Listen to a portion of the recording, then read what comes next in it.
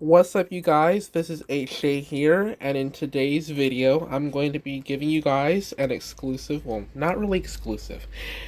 I guess I would call this a redo, or a redux rather, of the failed experiment tech review that I did the last time. Don't ask me why. So anyway, in this particular episode, I'm going to be reviewing the HP. This is a 2021 NR. It's a DY series, I believe. I have to look at the BIOS again to double check on that, because for whatever reason, HP blurps it out in settings for some reason. It's stupid. Why would you do that? But anyways, this is that particular model that I just explained is a dy2021nr. It does have i5 and Iris Xe. However, I did remove some of the stickers and branding because I found it best not to show that in a video, especially at an early stage. I know it's probably not copyright to do that, but I figured why risk it? So right now I'm going to open up Microsoft Info. I turn down the brightness some so that we can see here, and you guys can see all the different features that this laptop has. There you see dy2 triple X, what is 2021. It just doesn't like to say it. You see my dilemma here. And then you see it has an 11th gen Intel Core i5. It's an 1135 G7. That's 1135 G7 at 2.4 gigahertz or 2401 megahertz. 4 cores and 8 logical processors. And then, of course, you have the BIOS and all that the information that we don't really necessarily need unless you're going to be fiddling with that a whole lot. And then you have the kernel information and a bunch of other stuff like memory. I have 12 gigabytes of RAM on this particular system. I wanted to take the RAM out of my Dell and stick it in here to make it a total of 16 on both machines. And sadly, my Dell has so many repairs and has been glued together properly since it was damaged in the corners. Some of the Gorilla Glue seep through, so I will not be able to make the 16, but I wish I could. So anyway, the first thing I'm going to go over is, I already went over the specs of the system, but I'm just going to go over the overall quality of the system. Quality of the system is pretty light. See, I can hold it like this. It'll just like reconform back to its original like shape. It doesn't crack really easily. And I find the silver kind of interesting. On the other hand, buyers, be careful, especially my buyers with low light sensitivity and vision problems. Because if you plan to use this thing outside for any reason, like if you use it outside for any reason, glasses or contacts included, the sunlight reflecting off of these keys and the keyboard, even with me being 20/20 vision, it makes it very, very painful to look at. Because the first thing is that the glare is bouncing back at you, and even if you are not looking directly at the sun, you might still cause some damage to your eyes doing that, and it's not recommended for long periods of time. The other thing is that you can't really see the screen even with the brightness high, because if you have that glare coming at you and the brightness coming from two different directions, you definitely will not be able to see. So if you plan to use this thing outside, you might want to get in a shady spot or have an umbrella on your porch or on your deck or your patio or whatever, because staring at this thing in the light is going to be a very, very sunny day in, well, whatever the heck kind of town you live in. just to be fair, I don't know what town people live in, so I'm just gonna say that just for the point. I would have said Philadelphia, but you know that's a TV show name, and I can't really do that. So this is I'm opening the web browser, and the reason for this is because I want to give you guys a look at something that I found very interesting. So the price, and that's the pricing. So the pricing, it's usually, if you're getting a 15, inch version, it usually starts at around 420. Now, of course, for those who watched the previous video, I got this model off of a friend for 140. But usually, if you're gonna buy it outright by itself from nobody secondhand, and you want the full stuff right out the gate, the full punch right out the gate, this thing is going to cost you $420 plus applicable sales tax in your jurisdiction. That's if you want the touchscreen variant and the i3. Now, if you want the i5, it might be another $20-$30 maybe. You might as well make it $470 because at that point you're going to be paying more sales tax. But then if you look here, the product specifications are also listed on this device for device website, I should say, and it's got some really nice ports. Like, I'm actually gonna get to that right now. Actually, this thing is really good on ports, really good.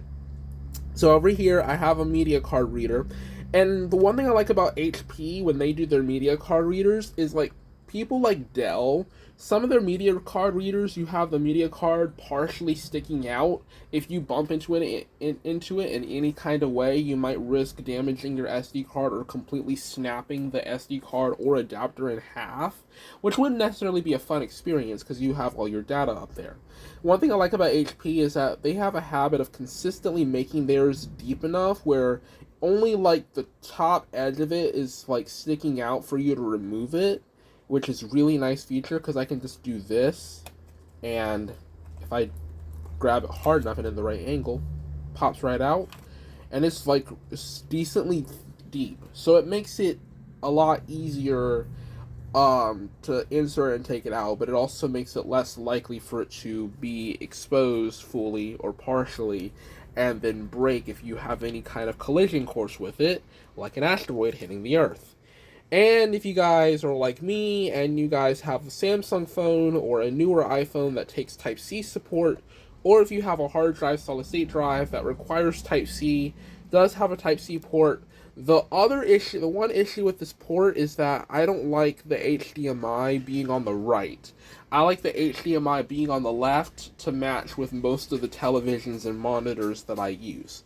The only time when I'm okay with an HDMI cable or port being in a different position than on the left is when it is a desktop, because typically your desktop to HDMI or DisplayPort monitor cords might be the same length, but it's typically a lot easier to reach those because most of the time they're either horizontal down towards the bottom in the back, or they're like turned vertically sideways in the back. So you don't have to stretch it to the right side of the computer, which will cross paths with your lid. So that's why I'm a fan of the other one, not this HDMI port. It is 1.4, which I'll give them credit for. It's decent. They claim that HDMI 1.4 can't do 4K. Honestly, I debate that sometimes because one thing I noted about my Dell was that it said it could only be upgraded to 16 gigabytes of RAM, and I tried it to get it to 24 or 24, and it actually went up to 24. And it says on Crucial and on the Intel motherboard manufacturer's website that it can go up to 64 and that it can also support 4K. So I'm not really sure if that's just because they have their own tests that they do, and they say that it's not supported for some reason on their end.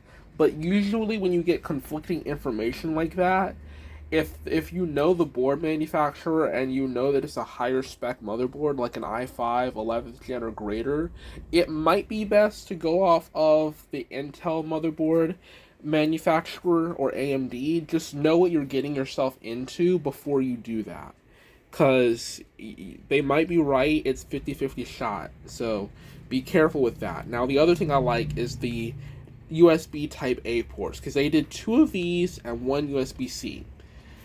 There's one more issue with these ports. See the spacing in the middle? They're not properly spaced. If I put a HyperX Cloud dongle, which you know how wide those can be in the slots, and I put a regular USB-A flash drive in there, because of both flash drives or dongle sizes, if I have two cables that are one is wider or they're both wide in bus width, they would actually, what that would do is they would bump up against each other, and if you're not careful with that, it can cause damage actually. And that's the thing, and that's the part that I'm careful about. Whenever I use one flash drive slot, I put the larger one. Usually I put the larger one on top and put the smaller one on the bottom. It really doesn't matter what order you put it in, you still have to be careful because those A ports are not adequately spaced enough. At least I don't think so. My Dell has a couple millimeters more spacing than that, and it still has like a good decent gap between USB sticks. This thing, not so much. So that's the ports. Oh, and also, I'm crying in my sleep because this thing does not have Thunderbolt 4. Gosh. And the thing about that is, if you want an external GPU, you could still probably do it with a good external GPU. But the crashing, maybe not so much crashing as like transfer speed of the rate in which it works with the PC, the rate at which your GPU can like update and do all the stuff it needs to do with your PC is significantly reduced with USB-C. Some would say to the point where you could get the frame rates you want, maybe 30 to 40, but if you're a gaming enthusiast and you're trying to get the max out of a 3060, I wouldn't waste my time if it does not have Thunderbolt. And some people who actually have tech as their full career, some would even say, if you don't have a Thunderbolt, don't buy it. Just don't even buy it. That's what some people would say. If it doesn't have Thunderbolt, it doesn't matter if the GPU uses Thunderbolt or the PC doesn't have a Thunderbolt. Either way, if you don't have a Thunderbolt or you can't use Thunderbolt, don't buy the GPU or just don't buy the PC. I'm sorry, but that's the blunt way of putting it, and that's how some people would phrase it too. I'm guarantee you. Yeah, if you have an intent to use an external GPU, this is not for you. It just isn't. Because you're not going to get the speeds that you want. Now, for me, I would use the external GPU on a USB-C. Because I don't care if I don't get 60. As long as I'm averaging 30 to 40 in every game I snag, I'm going to be fine. If you're a gaming enthusiast, just buy a desktop, buy a gaming laptop, or get Thunderbolt. Just plain and simple. I don't want to waste any more time on that. I want to get to the very last thing that I'm going to review, which is the keyboard and trackpad. And the speakers. The reason why I saved these three for last is because, well, there's not really a set order in which I wanted to do this. I'm just doing this review video for fun and a redo, quite honestly. So I'm going to test something. I'm actually going to test... I don't know if I should I might test one of my videos. I might test one of my shorts, actually. Okay. I'm gonna test one of my shorts on the speakers. Not that one. They actually sound pretty good.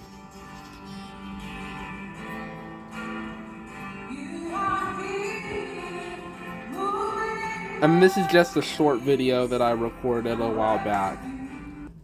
This was from an event, so don't have to worry about copyright there. But it's really good speakers, and the thing that I like about them is they face upwards. Usually when you face the speakers downwards, it dissipates against whatever surface is beneath it, especially if you're on like some carpet using your laptop, or if you're sitting on your bed or whatnot. It'll make it sound a little bit muffled. These speakers are upward facing, so the sound dissipates outwards towards your ears, and that's what makes it sound better. Now the keyboard,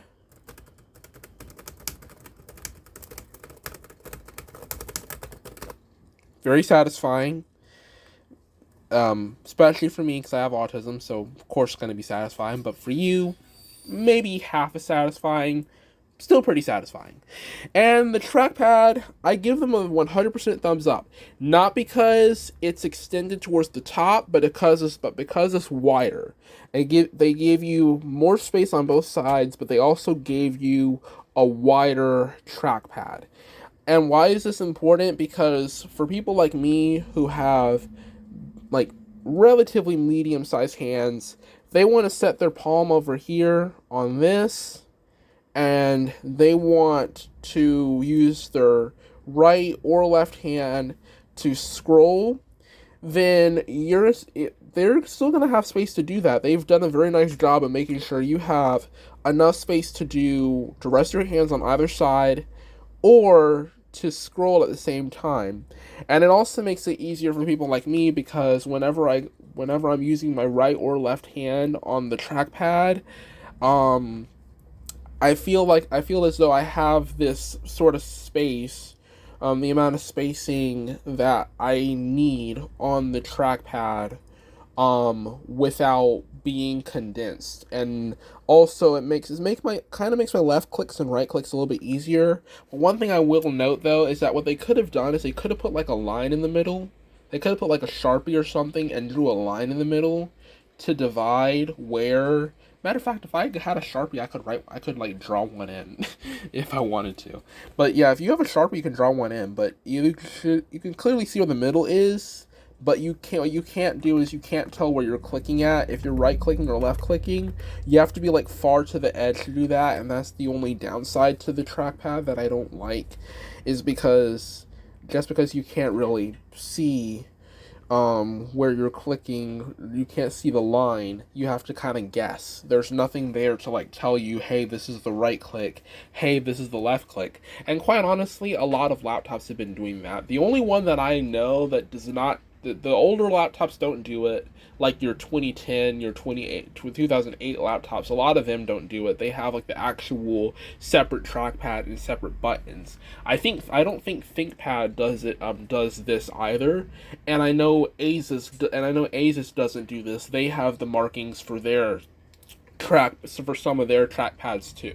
For all the other computers, most of their trackpads do not have markings on them. So if you want a trackpad that has markings on them, you would be best to go with a Toshiba, to go with a Asus, to go with maybe some Lenovo's, depending on which Lenovo it is, because let's just be fair, Lenovo's kind of a mixed bag when it comes to, if you're gonna get the stuff to tell where the trackpad, which side of the trackpad is, and some of them might not have it, so do a research and model for that.